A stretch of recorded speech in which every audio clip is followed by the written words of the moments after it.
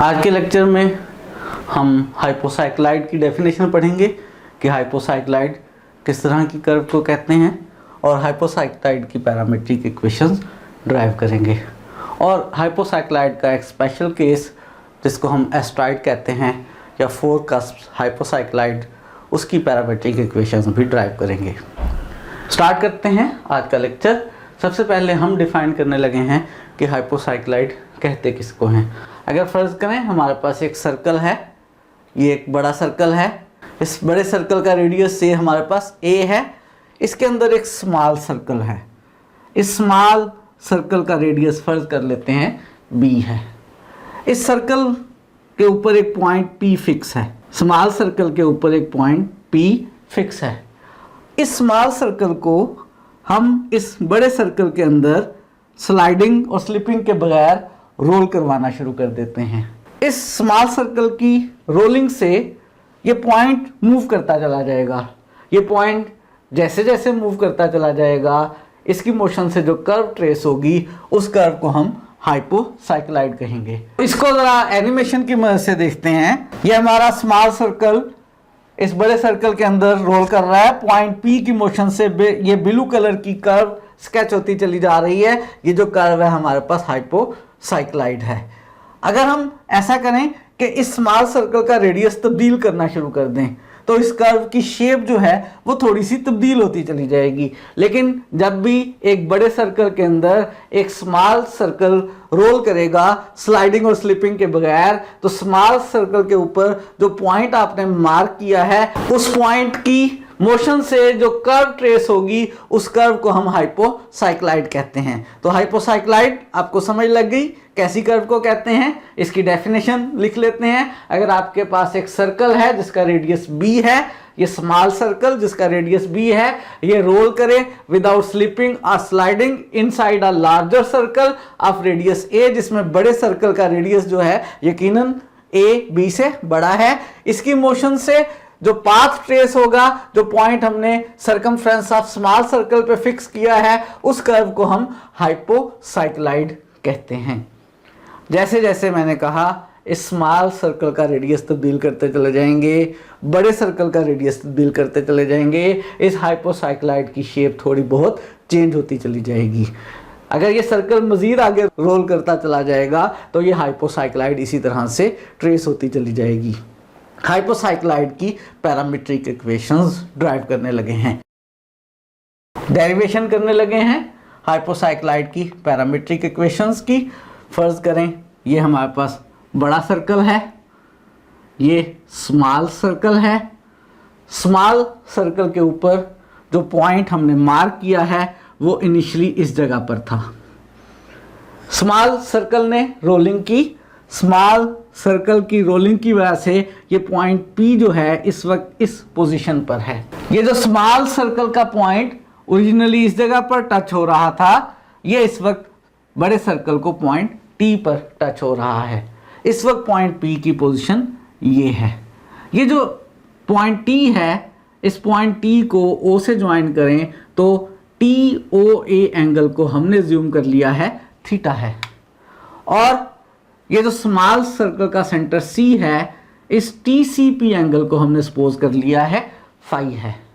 इस point P के coordinates अगर x और y हैं तो उनको हम इन थीटा और फाई की शक्ल में मालूम करना चाहेंगे और फाइनली कोशिश करेंगे किसी एक पैरामीटर की शक्ल में आए तो हमारे पास पैरामीट्रिक इक्वेशंस बन जाएंगी। अभी तक मैंने जो बातें कही हैं उन बातों को लिख लेते हैं।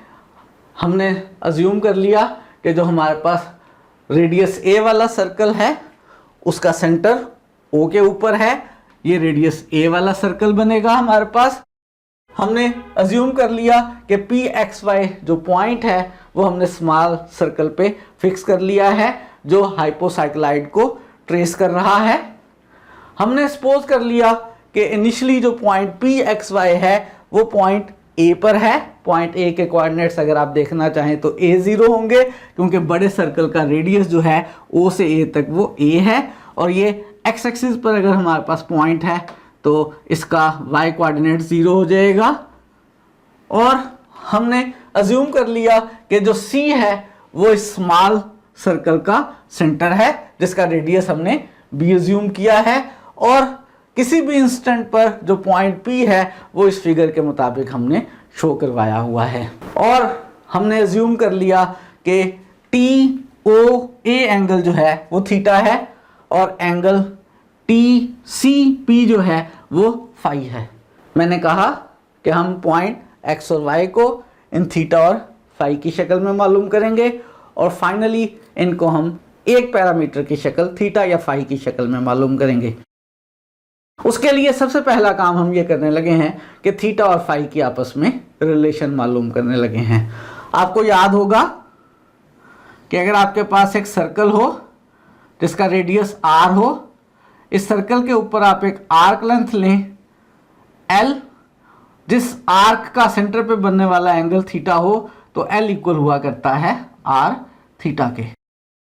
ये आर्क TP मालूम कर सकते हैं आप।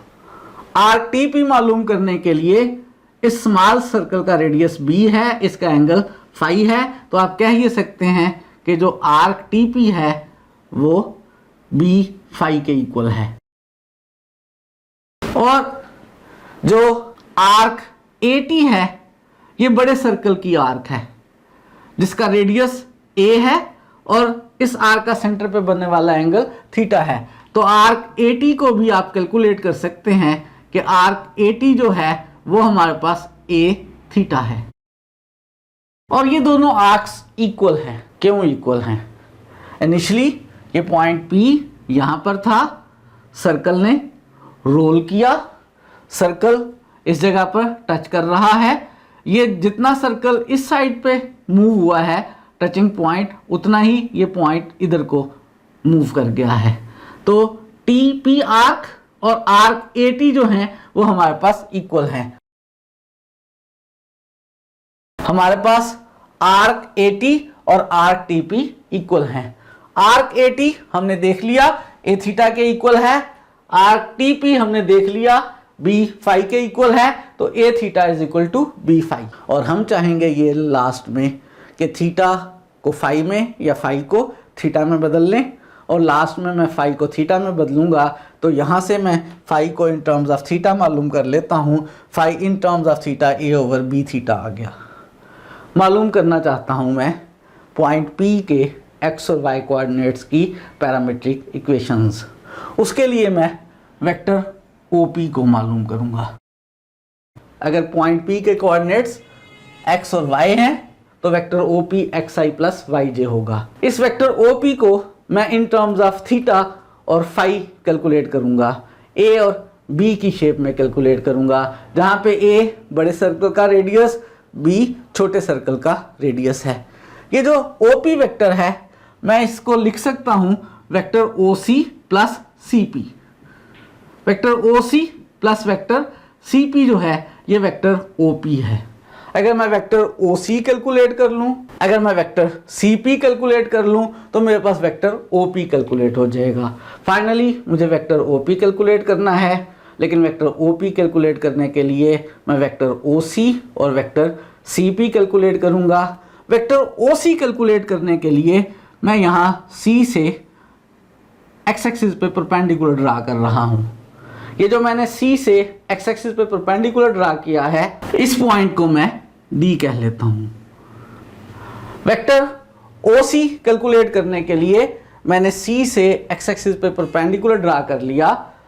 जहाँ पर ये परपेंडिकुलर x एक्सिस को मिला है मैंने उसे D कह लिया और मैं कंसिडर कर रहा हूँ ट्राइंगल OCD।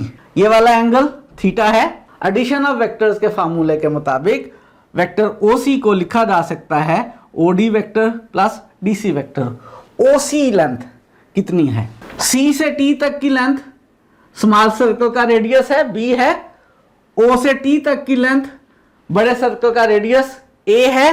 तो अगर OT लेंथ में से CT लेंथ माइनस कर दी जाए तो O से C तक की लेंथ आ जाएगी, यानी A माइनस B आ जाएगी। अगर ये A माइनस B है, ये थीटा है, ये A माइनस B इस राइट एंगल ट्राइंगल में हाइपोटेनस है, तो क्या इस कर सकते हैं? आपको याद होना चाहिए कि अगर आपके पास एक ट्राइंगल हो राइट एंगल हो, ये एंगल थीटा हो, हाइपोटेनस आर हो, तो थीटा के साथ वाली साइड आर कॉस थीटा और थीटा के सामने वाली साइड आर साइन थीटा हुआ करती है। तो वेक्टर ओ सी को हम लिख सकते हैं O D plus D C. By vector addition हम वेक्टर ओ सी को लिख सकते हैं O D plus D C. O D calculate करने के लिए मैंने जैसे अभी आपको बताया कि हम किसका इस्तेमाल कर लेंगे कि थीटा के साथ वाली साइड आर कॉस थीटा होती है, ये हाइपोटेनस इस पर a माइनस बी है, तो थीटा के साथ वाली side a minus B cos theta हो गई और थीटा के सामने वाली side a minus B sine theta हो गई। मेरे पास OD की लेंथ मौजूद है, DC की लेंथ मौजूद है। क्या मैं वेक्टर OD मालूम कर सकता हूँ?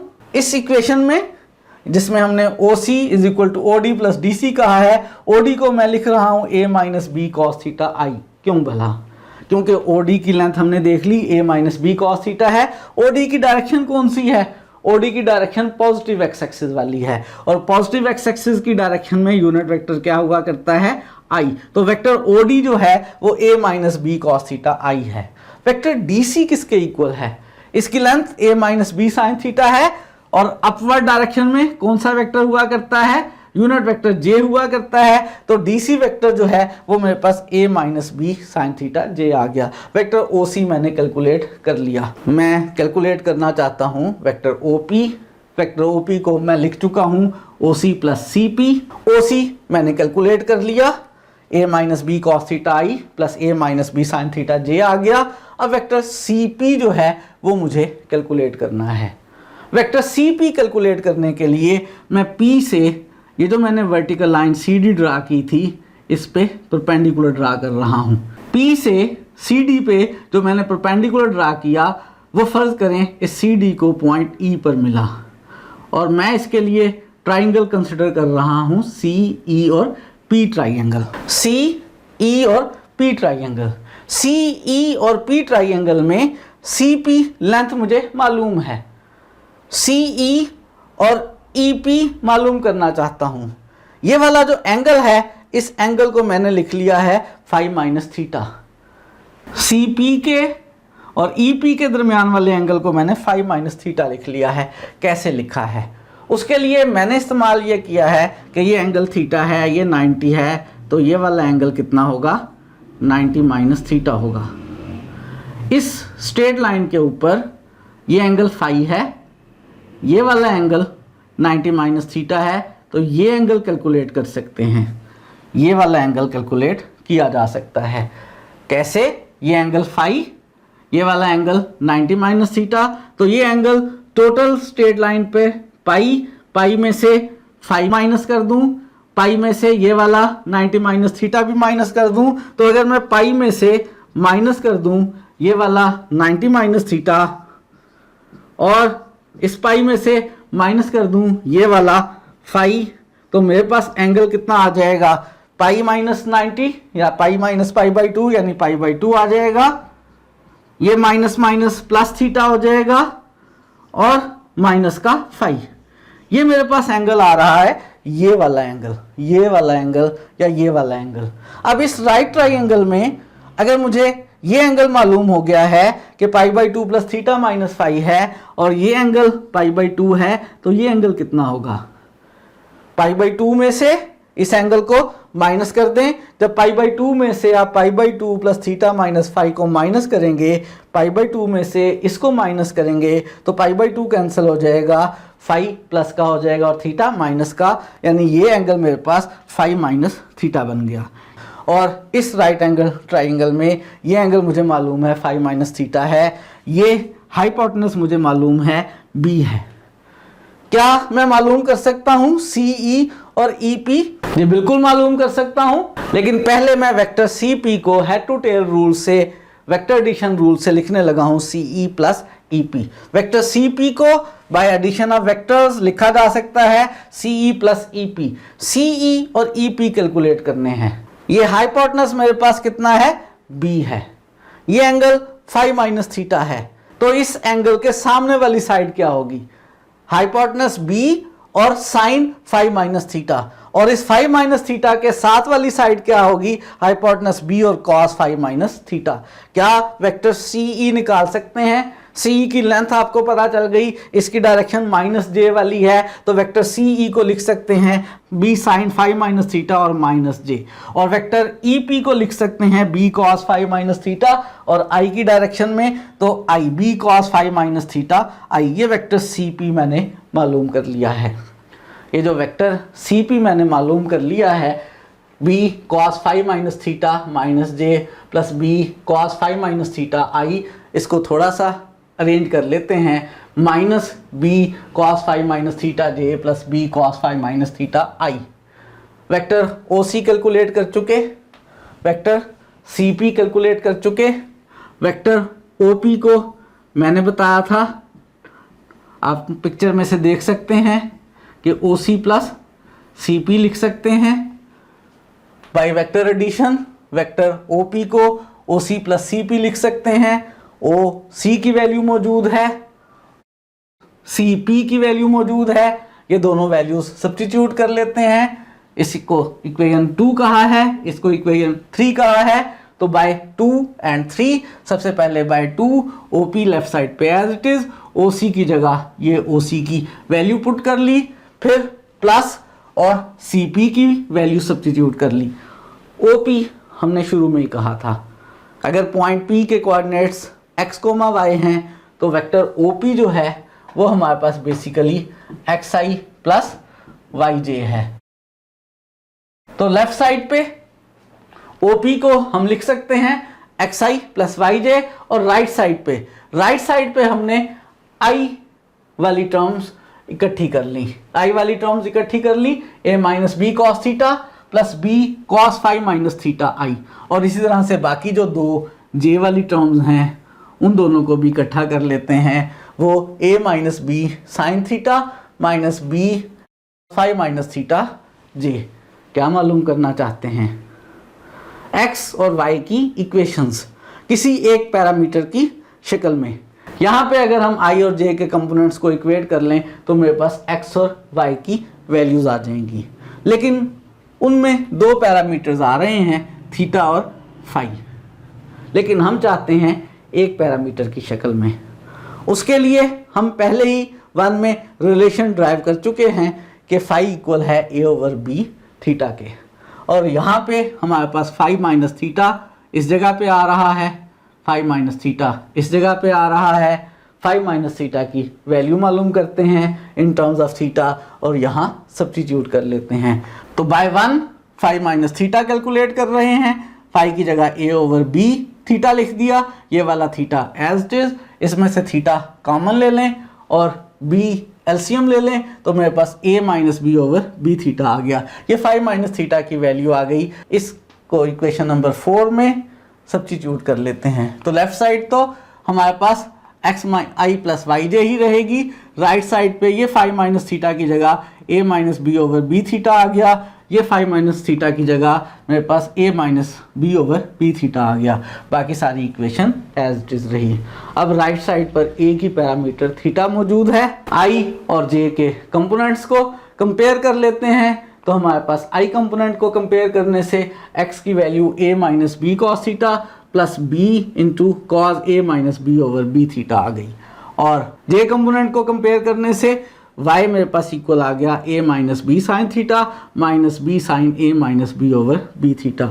इनको नंबर कर लेते हैं, इसको फर्ज करें हमने नंबर 5 कर लिया, इसको नंबर 6 कर लिया। ये जो मेरे पास इक्वेशन नंबर 5 और 6 हैं, यही इक्वेशंस 5 और 6 हाइपोसाइक्लाइड की पैरामीट्रिक इक्वेशंस हैं। हमने हाइपोसाइक्लाइड की पैरामीट्रिक इक्वेशंस ड्राइव कर ली। हाइपोसाइक्लाइड हमने बताया कैसी कर्व है, और हमने हाइपोसाइक्लाइड की पैरामीट्रिक इक्वेशन ड्राइव की हैं। हमने कहा इसमें बड़े सर्कल का रेडियस और छोटे सर्कल का रेडियस चेंज करने पे डिफरेंट शेप्स की कर्व जो हैं वो बनती चली जाएंगी। एक स्पेशल कर्व जो कि बहुत ज़्यादा इस्तेमाल होती है, उसको स्टडी करने लगे हैं।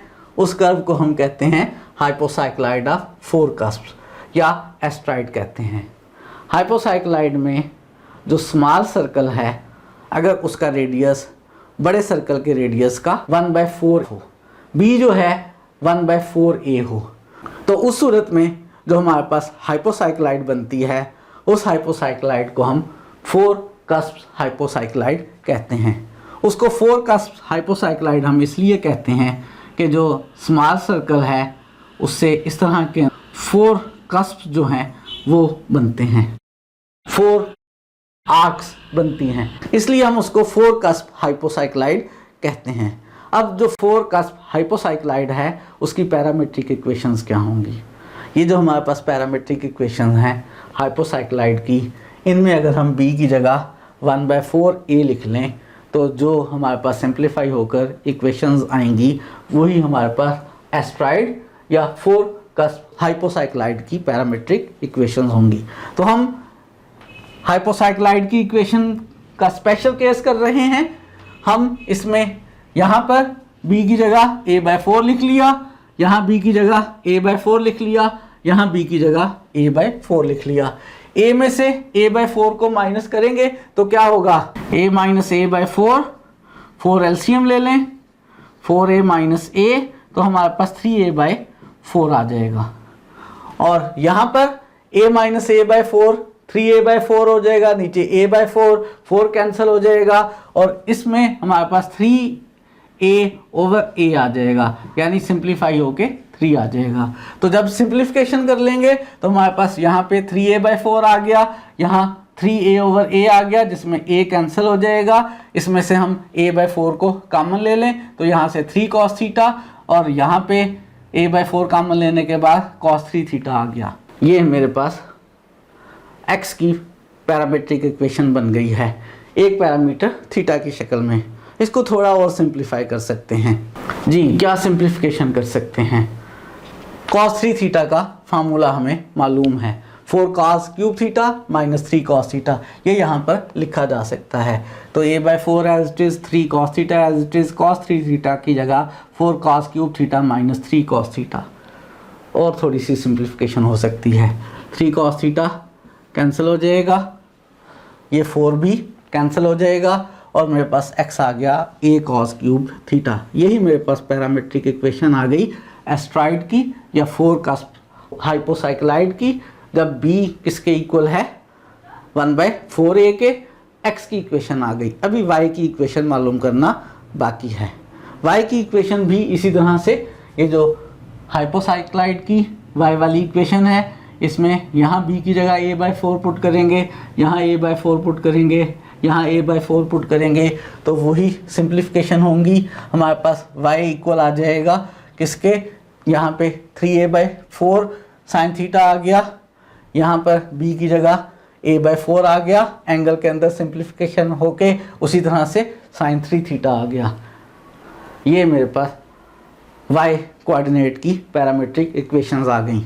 इसमें भी सिंप्लीफिकेशन हो सकती है, a/4 को कॉमन ले लें तो 3 sine theta minus sine 3 theta आ गया।